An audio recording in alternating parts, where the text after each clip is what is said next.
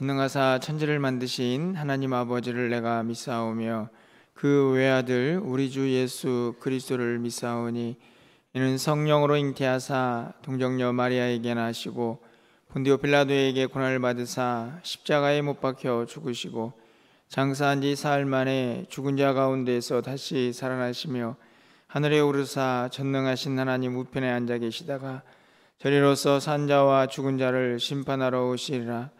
성령을 믿사오며 거룩한 공예와 성도가 서로 교통하는 것과 죄를 사하여 주시는 것과 몸이 다시 사는 것과 영원히 사는 것을 믿사옵나이다. 아멘. 우리 찬송가 288장 찬양드리겠습니다. 예수를 나의 구주 삼고 288장입니다.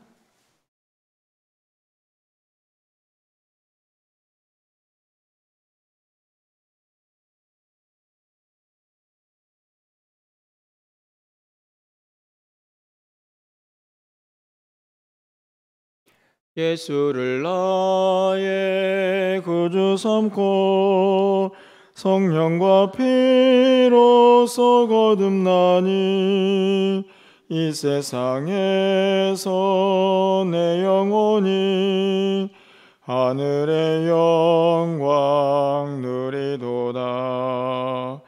이것이 나의 간증이요 이것이 나의 찬송일세.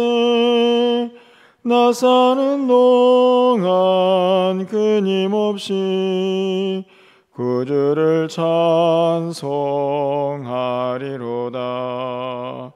온전히 주께 맡긴 내 영 사랑의 음성을 듣는 중에 천사들 왕래하는 것과 하늘의 영광 보리로다.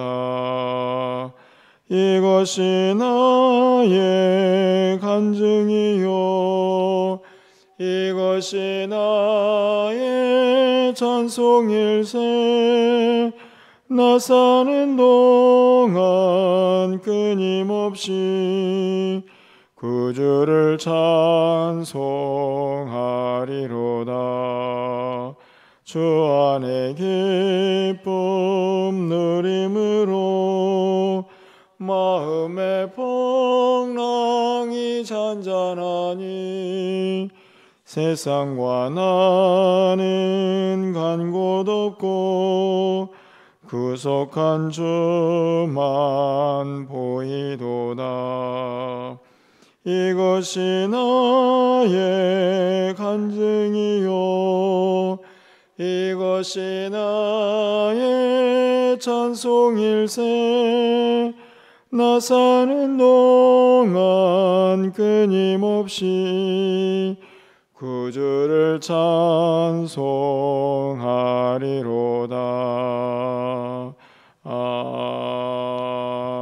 아멘. 하나님의 말씀은 로마서 10장 5절에서 13절까지 말씀을 교독하겠습니다. 신약성경 253쪽에 있습니다. 로마서 10장 5절에서 13절까지 말씀을 한 절씩 교독하고 13절은 함께 읽겠습니다. 모세가 기록하되 율법으로 말미암는 의를 행하는 사람은 그 의로 살리라 하였거니와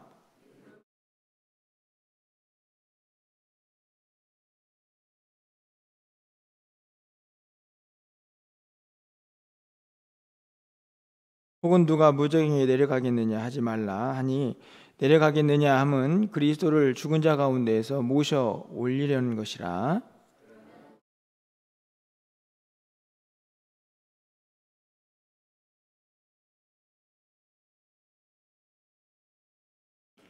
내가 만일 내 입으로 예수를 주로 시인하며 또 하나님께서 그를 죽은 자 가운데에서 살리신 것을 내 마음에 믿으면 구원을 받으리라.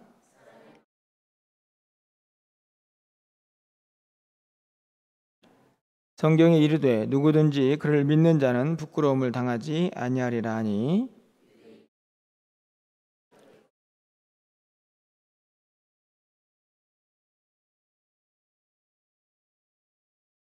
13절입니다. 누구든지 주의 이름을 부르는 자는 구원을 받으리라. 아멘. 로마서를 관통하고 있는 가장 중요한 주제 중에 하나는 율법과 복음, 이렇게 정리를 할 수 있습니다. 사실은 근데 그것으로 끝나는 것은 아니고, 도대체 어떻게 사람이 의롭게 되느냐, 구원에 이르느냐라는 문제를 이제 좀 더 정확하게 설명하기 위해서 바울이 사용하고 있는 굉장히 큰 주제 중에 하나죠.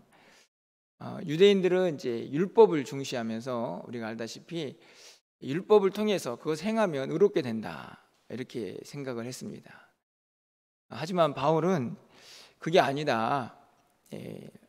복음이 있어야 하고 믿어야만 바로 의롭게 된다, 그래야 구원에 이른다 하는 것을 계속 강조를 하고 있죠.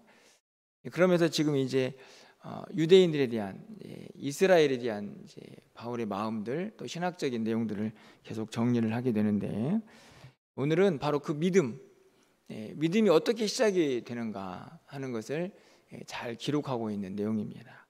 이미 우리가 잘 알고 있지만 이 새벽에 한 번 더 말씀을 통해서 또 우리의 마음속에 새기는 그런 시간이 되었으면 좋겠습니다. 이제 바울이 계속 이제 편지를 쓰면서 복음 믿어야 한다, 예수 그리스도를 믿어야 한다, 이렇게 이제 강조를 하다 보니 아마 이런 생각을 한 사람도 있었겠죠. 아니, 예수님께서 이미 십자가에 달려 돌아가셨는데 그분을 어떻게 믿느냐, 그렇죠? 그러면서 이제 우리가 오늘 읽은 것처럼 6절과 7절에 있는 말씀처럼, 그러면 예수님을 우리가 불러와야 되는 거 아니냐, 그래서 만약에 하늘에 계시다면 거기 올라가서 예수님 모셔와야 하고, 땅에 계시다면 또 그분 땅에 내려가서 모셔와야 우리가 예수를 믿을 수 있지 않느냐, 이렇게 생각하는 사람이 있을 수 있겠죠. 그래서 바울이 그게 맞냐, 이제 이렇게 질문을 하면서 그거 아니다, 도대체 믿어야만 구원에 이른다고 하면, 그 믿음이 예수 그리스도를 향한 믿음이라고 하면 이미 죽으신 예수님을 우리가 어떻게 믿을 수 있는가에 대한 이야기를 하면서 바로 8절에 있는 말씀을 이제 하고 있는 것입니다. 자, 우리 8절 말씀은 함께 좀 읽어보도록 하겠습니다. 8절입니다. 그러면 무엇을 말하느냐, 말씀이 내게 가까워 내 입에 있으며 내 마음에 있다 하였으니 곧 우리가 전파한 믿음의 말씀이라. 이제 그렇습니다. 예수님께서 십자가에 달려 돌아가셨지만 우리가 어떻게 믿을 수 있는가? 그분의 말씀이 이 땅에 남아있다는 것이죠. 그래서 8절 말씀을 보면 말씀이 항상 가까이 있지 않느냐, 전한 말씀, 그 믿음의 말씀을 우리가 간직하고 있기 때문에 우리가 언제든지 그 말씀을 믿음으로 말미암아서 구원에 이를 수 있다 하는 것을 분명히 가르쳐 줍니다. 왜 그럴까요? 이 말씀이 바로 예수 그리스도이기 때문에 그렇습니다. 오늘 우리가 이제 요한복음에 있는 말씀을 좀 살펴보면 1장 14절에 이렇게 기록이 되어 있습니다. 말씀이 육신이 되어 우리 가운데 거하심에 우리가 그의 영광을 보니 아버지의 독생자의 영광이요 은혜와 진리가 충만하더라. 이 말씀을 보면 말씀이 육신이 되어 우리 가운데 거하시죠. 예수님이 말씀이셨고 그분이 이 땅 가운데 오셔서 우리에게 복음을 선포하셨습니다. 하나님 나라를 선포하셨고 또 그 예수를 믿어야만 하나님의 자녀가 된다는 사실도 말씀으로 우리에게 가르쳐 주셨습니다. 말씀이신 그분이 말씀으로 가르쳐 주셨고 그리고 말씀 가운데 거하시고, 그래서 그 말씀이 있는 사람은 바로 예수를 믿을 수 있는 출발을 할 수 있는 그런 은혜가 임하게 되는 것이죠. 바울이 그 사실을 확인하고 있는 것입니다. 예수님은 우리 곁에 우리가 십자가에 달려 돌아가셨다고 너희들이 생각하고 있지만 말씀으로 이미 우리 안에 거하고 계신다. 그렇기 때문에 그분을 믿음으로 말미암아 우리가 구원에 이를 수 있다 하는 것을 다시 한번 확인하죠. 그러면서 이제 9절에 이 말씀을 이제 기록을 하는 것입니다. 내가 만일 내 입으로 예수를 주로 시인하며 또 하나님께서 그를 죽은 자 가운데에서 살리신 것을 내 마음에 믿으면 구원을 받으리라. 이제 어떻게 우리의 믿음이 시작하는가를 다시 설명합니다. 자, 예수님은 십자가에 달려 돌아가셨지만 그분이 전한 말씀으로 또 그분이 말씀이시기 때문에 우리 안에 언제든지 가까이 계시지요. 자, 그 말씀을 믿어야 합니다. 여러분, 믿는다는 그 작용은 어디서 하는 것이죠? 우리의 이성으로 하는 겁니다. 그래서 마음이라는 표현을 쓰고 있죠.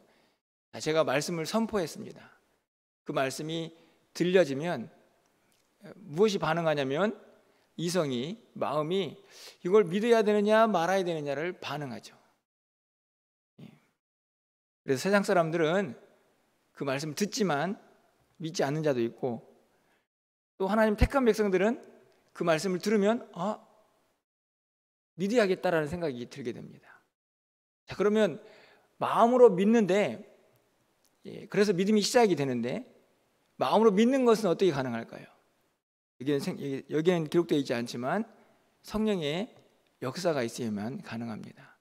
앞에서 설명했듯이 하나님의 영이 임하는 자야만 그 말씀이 들려올 때 마음으로 믿어지게 되는 것이죠. 여러분들은 지금 그 과정을 거쳐서 이 자리에 있습니다. 말씀이 선포되었더니 그 말씀이 믿어졌습니다. 그 출발은 성령의 역사입니다. 그래서 마음으로 믿죠. 그런데 그것으로 끝나는 게 아니라 마음으로 믿는 사람은 어떻게 하느냐? 입으로 시인을 합니다. 입으로 시인한다는 말은 신앙 고백을 한다는 말씀이죠. 뭐라고 신앙 고백합니까? 예수는 나의 주인이십니다. 이 주인이란 말은 구주라는 말도 있고 동시에 만유의 주, 왕, 그리고 내 삶의 주인이라는 의미를 담고 있습니다. 입으로 시인하는 게 왜 중요하냐?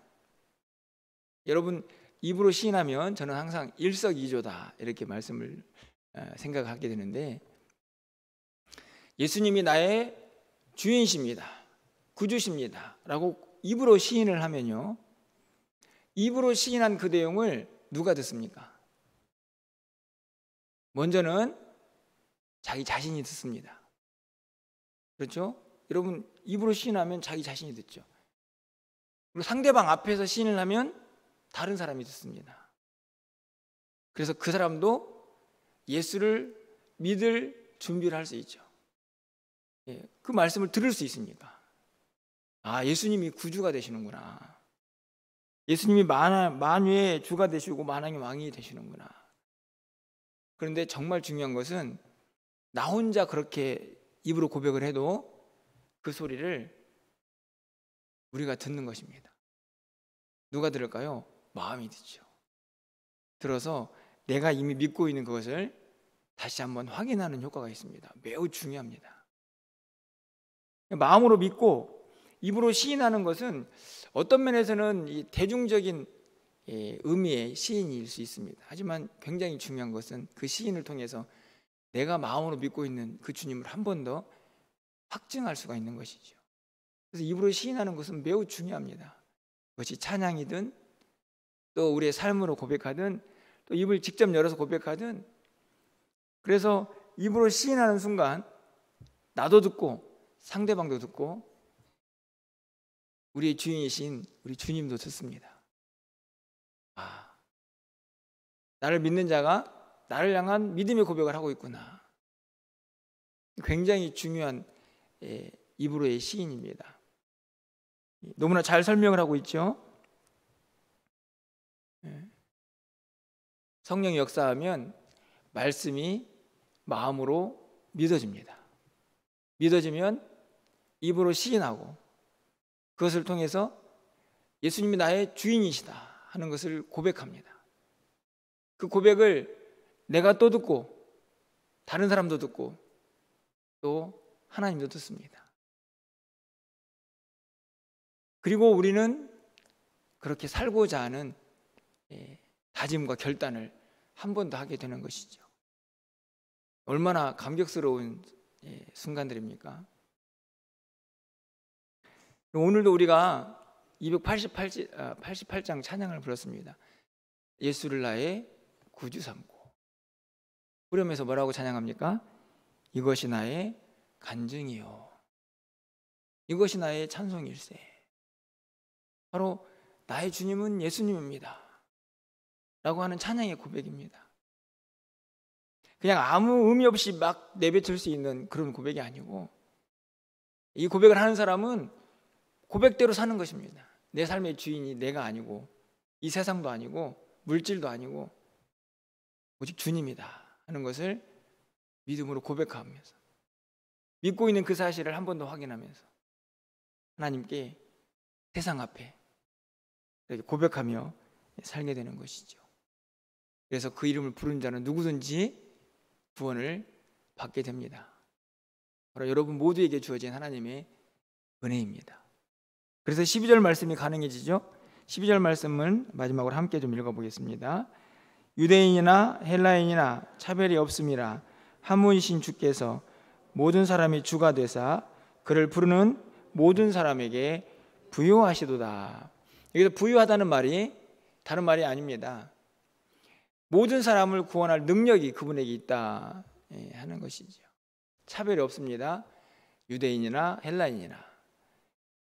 다시 말하면 율법으로 의롭게 된다고 하는 사람들도, 이스라엘 백성들도 믿음으로 의롭게 됩니다. 예수님이 나의 구주다라고 믿는 자는 차별 없이, 그분은 능력이 충분하시기 때문에 모든 사람을 구원할 수 있다 하는 것을 분명히 우리 가르쳐 주죠. 그게 모든 사람에게 부요하시다 하는 말씀입니다. 구원할 능력이 충분하시죠. 그래서 어떤 사람이든지 간에 차별 없이 예수를 구주로 고백하는 사람은 다 구원을 받을 수가 있다 하는 말씀입니다.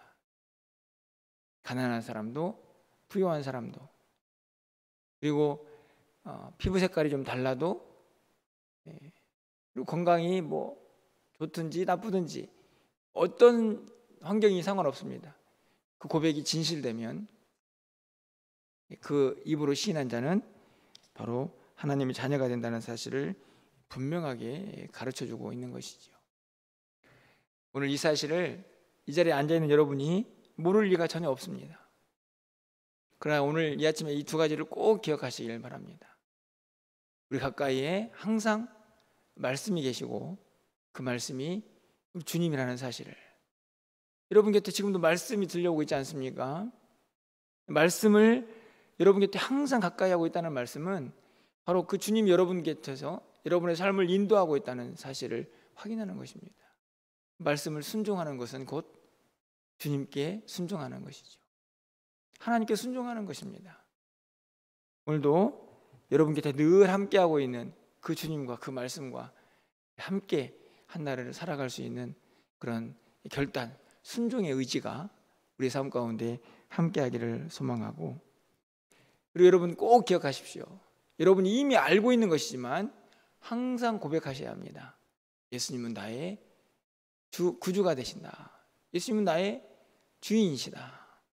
이 사실을 거듭거듭 강조하시고 또 스스로에게 고백하셔야 합니다. 여러분 어제 하루를 한번 돌아보십시오. 여러분의 하루의 삶에 주님을 향한 찬양과 고백이 얼마나 있었습니까? 아마 일상을 살아가느라고 바쁘고 분주해서 아마 특별한 목장 예배를 드리거나 새벽 예배를 하신 분들은 그런 기회를 가졌겠지만, 그렇지 않고 하루를 시작하신 분들은 아마 예수를 나의 구주라고 고백한 시간이 횟수가 그렇게 많지 않을 것입니다. 왜냐하면 바쁘니까 잊어버리고 살죠. 하지만 자꾸만 고백하는 것이 너무나 중요합니다. 이미 믿고 있는 그것을 내 입으로 고백하면서 한 번 더 스스로에게 확인하는 것입니다. 내 삶의 주인은 내가 아니다. 바로 예수 그리스도다. 내가 믿고 있는 그분이 내 삶의 주인이다. 그렇게 고백하면서 하루하루를 살아가야 하는 말씀입니다. 우리 모두가 그렇게 놀라운 구원의 은혜를 받은 사람들입니다. 오늘 한 날을 또 이렇게 시작하게 되는데, 오늘 이것이 나의 간증입니다. 예수를 나의 구주로 삼았습니다. 찬양도 드렸습니다. 말씀도 읽었습니다. 오늘 한 날의 삶이 고백대로 그렇게 살아낼 수 있는 한 날이 되기를 간절히 소망합니다. 여러분 곁에 늘 함께 하시는 그 주님과 동행하시면서 오늘 한 날도 주님이 나의 주인이 되신다는 사실을 입으로 고백하면서 그 주님과 함께 힘차게 한 날을 승리하면서 살아갈 수 있는 저와 여러분의 삶이 되시기를 주님의 이름으로 간절히 축원합니다. 기도하겠습니다. 좋으신 하나님, 참 감사합니다. 죽을 수밖에 없는 저희들이 예수 그리스도가 나의 구주라고 마음으로 믿게 하시고 입으로 시인하게 하셔서 하나님의 백성 삼아주시고 하나님의 자녀 삼아주심에 감사합니다. 누구든지 주의 이름을 부르는 자는 구원을 얻는 은혜를 우리에게 허락하여 주셔서 영원한 생명과 하나님 나라를 소망하며 살아갈 수 있는 귀한 은혜의 자리로 우리를 불러주셔서 감사합니다. 우리의 입으로 날마다 고백하게 하여 주시옵소서. 내 삶의 주인은 예수님입니다. 예수는 나의 구주가 되십니다 라고 매일매일의 삶에서 그렇게 고백하며 그 주님과 동행하며 하루하루를 승리하며 살아갈 수 있는 우리 모두가 되게 하여 주시옵소서.